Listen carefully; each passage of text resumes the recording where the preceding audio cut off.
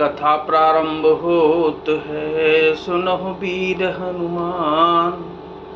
गुरुदेव भगवान आसन आए बिराजिए, तेज पुंज बलवान सियावर।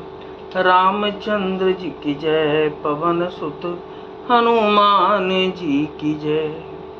बार बार चरण कमलों को पकड़कर गुरु वशिष्ठ जी से मेरा संदेशा कहना कि वे वही उपदेश दें जिससे अवधपति पिताजी मेरा सोच ना करें।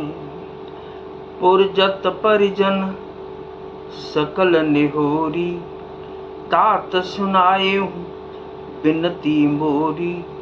सोई सब भांति मोर हितकारी, जाते रह नर नाहु सुखारी। हे तात, सब प्रवासियों और कुटुंबियों से निहोरा अनुरोध करके मेरी विनती सुनाना कि वही मनुष्य मेरा सब प्रकार से हितकारी है, जिसकी चेष्टा से महाराज सुखी रहें। कहब संदेश भरत के आए, नीत न तजिय राजपद पाए। पाले हूँ प्रजहे करम मन बानी, से एहु बात सकल समझानी। भरत के आने पर उनको मेरा संदेशा कहना कि राजा का पद पा जाने पर नीति न छोड़ देना, कर्म वचन और मन से प्रजा का पालन करना और सब माताओं को समान जानकर उनकी सेवा करना।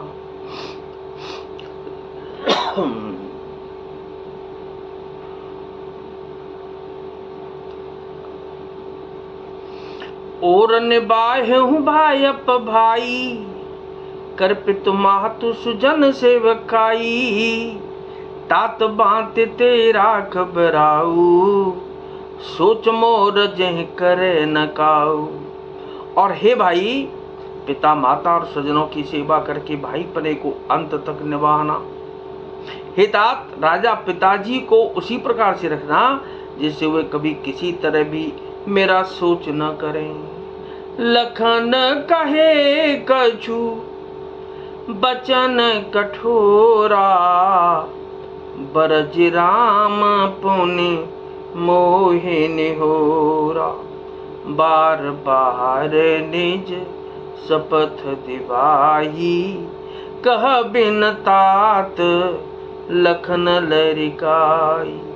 लक्ष्मण जी ने कुछ कठोर वचन कहे, किंतु श्री राम जी ने उन्हें बरज कर फिर मुझसे अनुरोध किया और बार बार अपनी सौगंध दिलाई और कहा कि तात, लक्ष्मण का लड़कपन वहां न कहना। कहे प्रणाम कछु कहन लिय, सिय भई शिथिल स्नेह। थकित बचन लोचन सजल, पुलक पल्लवित देह सियावर। रामचंद्र जी की जय, पवन सुत हनुमान जी की जय। प्रणाम कर सीता जी भी कुछ कहने लगी थीं, परंतु स्नेह बस वे शिथिल हो गईं। उनकी वाणी रुक गई, नेत्रों में जल भर आया और शरीर रोमांच से व्याप्त हो गया। तेहि अवसर रघुबर रुख पाई, केवट पार ही नाव चलाई। रघुकुल तिलक चले ये भांति, देखऊं ठाड़ कुलिस धरि छाती। उसी समय श्री रामचंद्र जी का रूप पाकर केवट ने पार जाने के लिए नाव चला दी।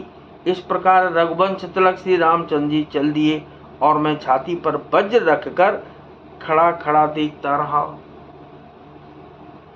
मैं अपन किम कहूं कलेशु, जियत फिरूं ले राम संदेशु। अस कही सचिव बचन रह गयहु, हानि गलाने सोच बस भयहु। मैं अपने क्लेश को कैसे कहूँ, जो श्री रामचंद्र जी का यह संदेशा लेकर जीता ही लौट आया। ऐसा कहकर मंत्री की वाणी रुक गई, वे चुप हो गए और वे हानि की ग्लानि और सोच के बस हो गए। सूत बचन सुनतहि नर नाहु, परे हूँ धरनी और दारुण दाहू। तलफत विषम मोह मन मापा, माजा मन हूँ मीन कहूँ व्यापा। सारथी सुमंत्र के वचन सुनते ही राजा पृथ्वी पर गिर पड़े। उनके हृदय में भयानक जलन होने लगी, वे तड़पने लगे। उनका मन भीषण मोह से व्याकुल हो गया, मानो मछली को माझा व्याप गया हो, पहली वर्षा का जल लग गया हो। कर बिलाप सब रोब हिरानी, महाविपत किम जाय बखानी। सुन बिलाप दुखों दुख लागा, धीरज हूँ कर धीरज भागा। सब रानियां विलाप करके रो रही हैं। उस महान विपत्ति का कैसे वर्णन किया जाए। उस समय के विलाप को सुनकर दुख को भी दुख लगा और धीरज का भी धीरज भाग गया। बयहु कोलाहल अवध अति, सुन न पराहुर सोरो।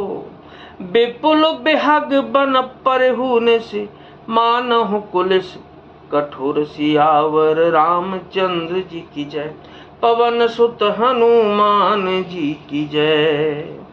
राजा के रावले रनिवास में रोने का शोर सुनकर अयोध्यावर में बड़ा भारी कोहराम मच गया। ऐसा जान पड़ता था मानो पक्षियों के विशाल वन में रात के समय कठोर वज्र गिरा हो।